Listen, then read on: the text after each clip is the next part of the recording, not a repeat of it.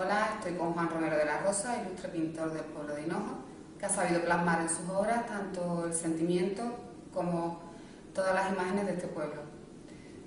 Juan es el director de la escuela taller de este pueblo. Y buenos días, Juan. Ya, buenos días. Quería preguntarte en primer lugar, ¿cuántos años lleva funcionando la escuela de pintura? Pues el Taller Municipal de Artes Plásticas y Visuales, que así se llama tan largamente, vulgarmente, Taller Municipal de Pintura, llevamos cerca de 16 años, haremos el próximo curso. ¿Cuántos alumnos ha tenido matriculados durante este curso? Pues inscritos aproximadamente unos 204, 105 y admitidos 168, 65 aproximadamente por ahí. Eso es que la capacidad de las clases no va para más ni el horario, es decir que aún así son muchos alumnos admitidos, muchos alumnos. ¿Qué tipo de actividades realiza dentro de sus clases, aparte de lo que es la pintura en sí? Bueno, pues el proyecto desde el principio está orientado principalmente para fomentar la propia relación personal, tanto en los niños como sobre todo en los mayores, y lógicamente amparado, complementado o directamente organizado, orientado hacia el taller municipal de pintura, es decir, hacia el aprendizaje de ese tipo de forma de entender el arte, ¿no?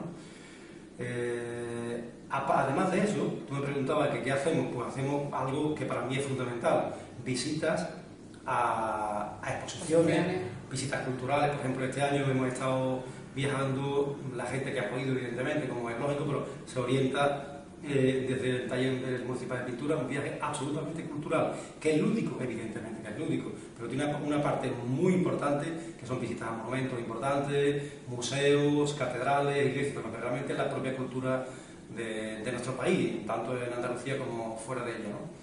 Hemos estado en Castilla y León, Asturias, y luego hemos visto también, hemos hecho una pequeña visita de un día al nuevo museo Carmen Thyssen-Bornemisza de Málaga.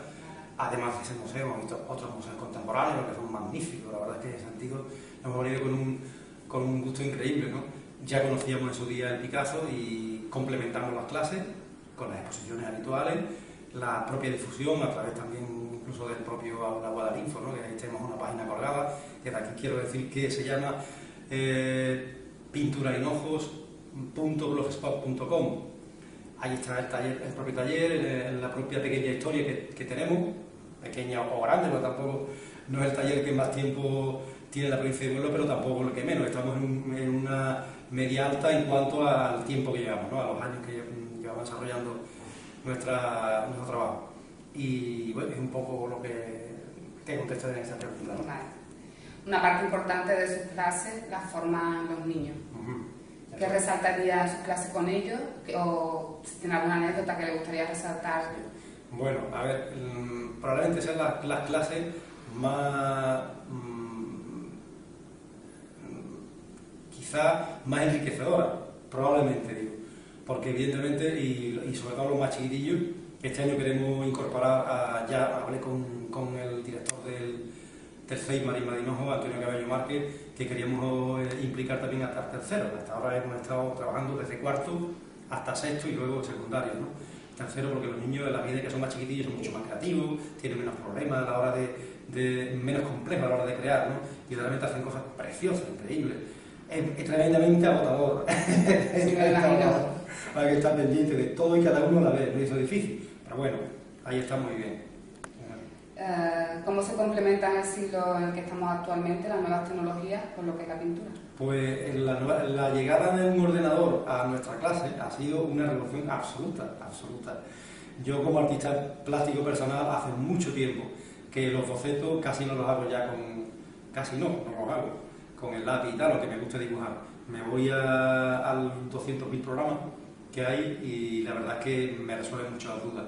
En clase, bueno, pues muy fácil. Vamos a ver un día en clase, damos clase teórica y clase práctica, que estamos hablando, por ejemplo, de Vermeer, el célebre pintor holandés del siglo XVII, de la célebre película El joven de la perla. Vale.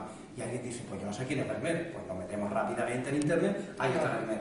Es verdad que tenemos una magnífica biblioteca, con la cual también vemos cosas, pero es que la nuestra nos dan al segundo, y luego las propias posibilidades que hay. hay una cosa que quiero resaltar con las nuevas tecnologías. No hay nada más moderno, desde el punto de vista artístico y pictórico, en la actualidad que fotografiar con la cámara digital lo que se quiera pintar, pasarlo al ordenador, trabajarlo con 200.000 millones de programas de Photoshop que hay, reproducir ese trabajo que ya se ha manipulado por el propio artista y luego pintar y manipular de nuevo esa imagen para que realmente tú tengas tu pieza, ¿no? No podemos dejar de decir algo muy importante. La célebre cámara oscura, es decir, la máquina que antecede a la cámara fotográfica en el siglo XV, que empezó, que se creó, pues ocurrió igual, es decir, era una especie de cajoncito donde había un espejo y otro espejo, con una salida, una entrada de luz y una salida de luz. Los artistas, cuando les llegan a sus estudios esa herramienta de trabajo, pues les resolvían problemas de composición. Es como si fotografiaran esto es lo que yo quiero hacer. Es decir, que nadie puede mirar una especie de manipulación por debajo de la propia, del propio arte, sino todo lo contrario, un complemento absolutamente necesario. Es decir, las nuevas tecnologías, gracias a Dios, han llegado, porque resuelven problemas enormes en todos los aspectos, mucho más en los temas artísticos. ¿Cómo definirías tu estilo pictórico? El mío personal. Personal. Bueno, pues... ¿Y en qué te sueles inspirar a realizar cualquier obra? Vamos a ver, llevo pintando mucho tiempo, muchos años.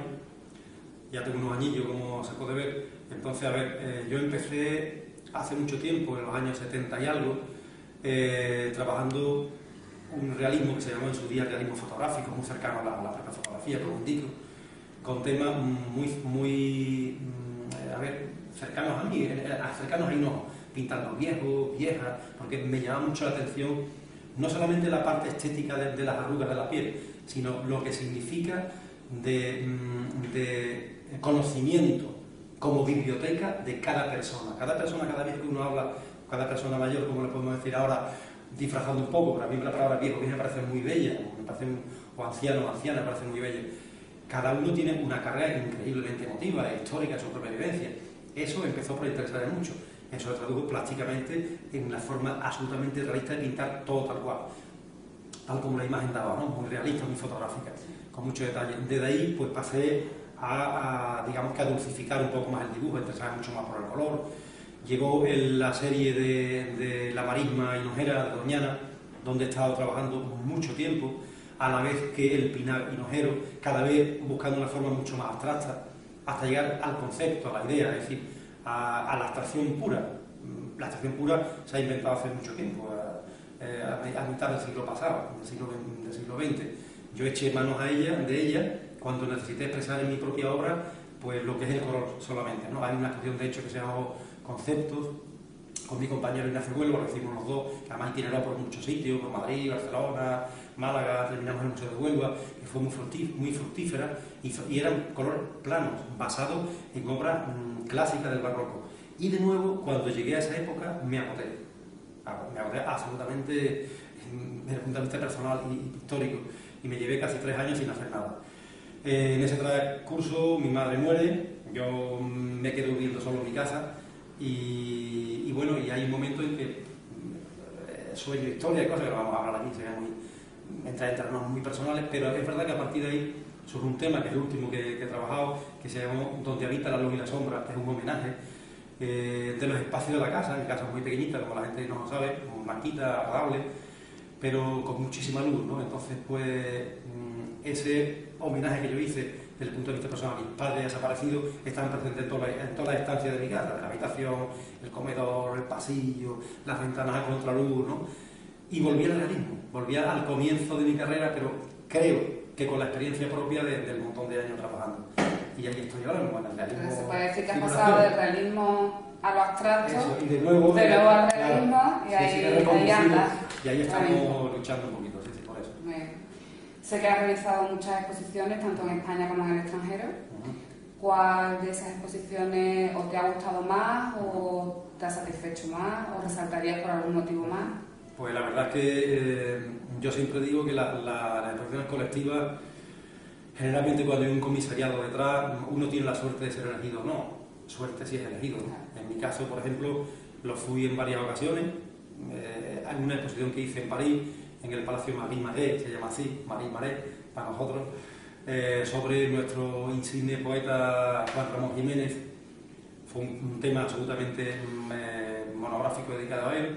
Luego vi una exposición también donde nos seleccionaron a una serie de artistas que el comisario creyó más representativo de Andalucía, en el cual también tuve la suerte de participar, y estuvimos exponiendo en el Consejo del Bajo Rin de Estrasburgo, en el Parlamento Europeo, con un éxito increíble. La verdad que todos nos quedamos muy chiquititos porque nos desbordó el éxito que tuvo esa exposición por parte del propio parlamentario europeo y el propio pueblo de Estrasburgo y Bruselas, fue en varios sitios.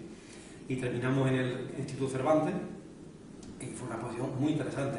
Luego, a nivel personal, también me pareció muy interesante para mi carrera el haber sido seleccionado para la exposición, no recuerdo qué edición fue, de la Feria de Arte Contemporáneo de Portugal, que se celebró ese año en Faro, y que me dio a conocer un mundo muy interesante. Y muy bien, eso a nivel de exposiciones internacionales. De nacionales, pues un trabajo sobre Joan Brossa, el artista célebre catalán de poesía visual, tan conocido dentro del medio más radical y más artístico. Pero probablemente dentro de las individuales, probablemente digo, la más completa se celebró en el Foro con un trabajo de Hinojo. Yo soy un artista local y defiendo lo local dentro de la propia creación, ¿no? No creo que, yo siempre me comparo, y perdonadme la comparación, salvando la distancia, no hay nada más internacional en Lorca que cuando hace su romancero gitano, ¿verdad? Luego podemos amar y querer el Lorca neoyorquino cuando escribe Poeta en Nueva York, que todos conocemos y queremos, pero probablemente el Lorca auténtico sea cuando le habla a su gente, a lo más cercano.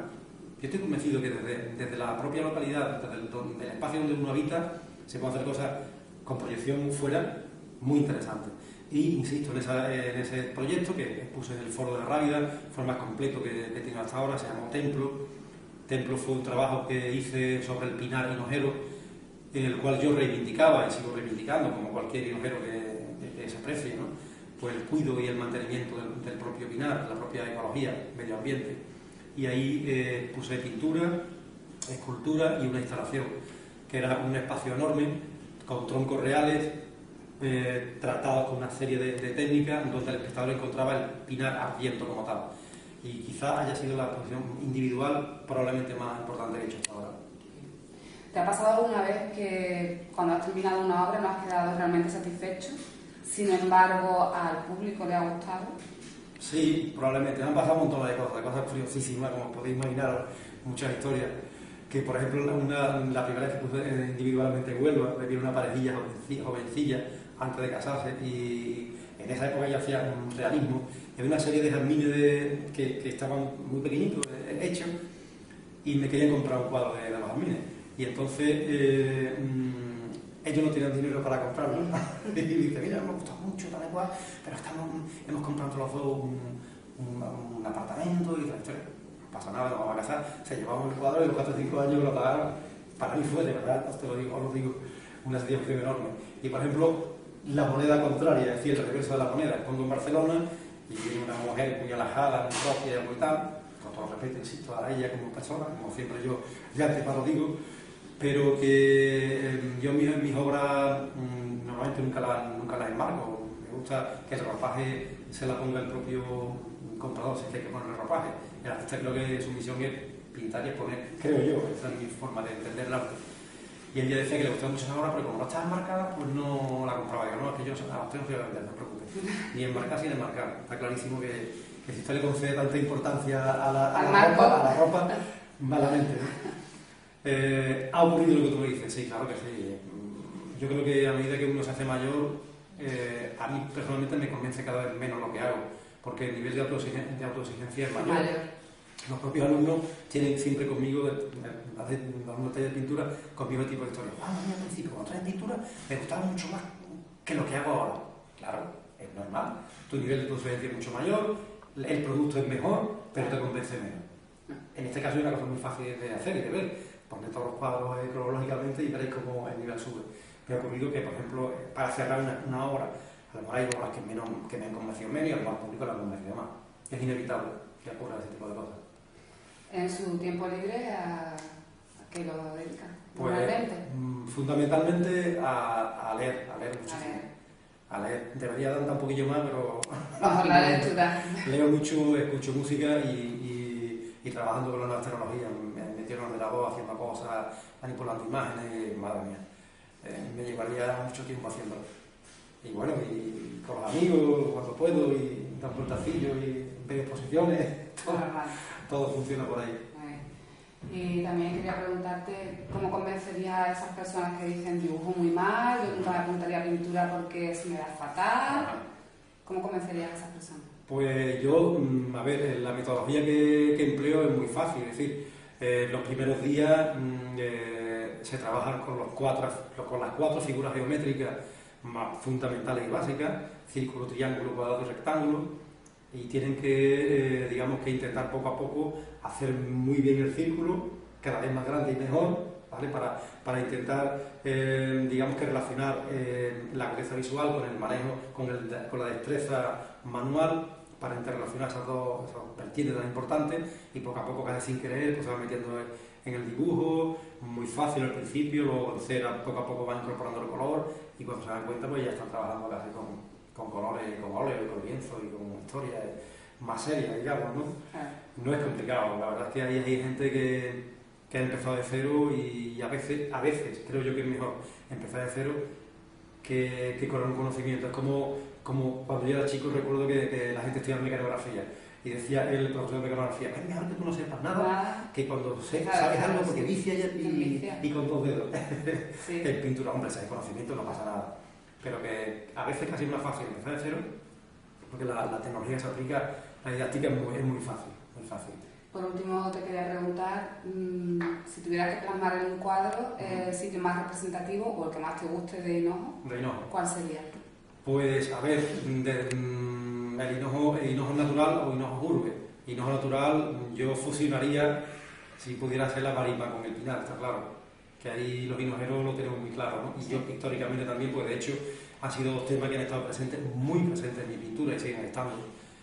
Y luego, como urbe, pues no lo sé, probablemente algún fragmento de nuestra parroquia del siglo XV, que es un monumento de bien interés cultural, y es un modelo absolutamente excepcional, probablemente.